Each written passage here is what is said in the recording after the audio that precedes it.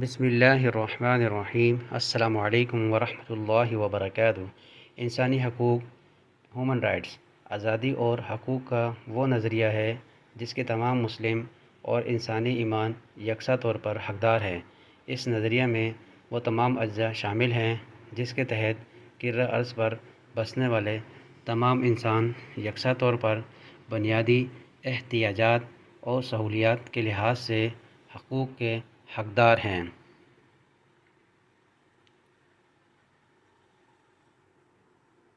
آفاقی فلسفہ میں انسانی حقوق اس طرح ہمیشہ سے بنیادی ضرورت رہتے ہیں اور حقوق کے حصول کے لیے کسی بھی خطے یا معاشرے میں انسانی اخلاقیات، انصاف، روایات اور قدرتی طور پر سماجی عوامل کا مضبوط اور مستحکم ہونا ضروری ہے۔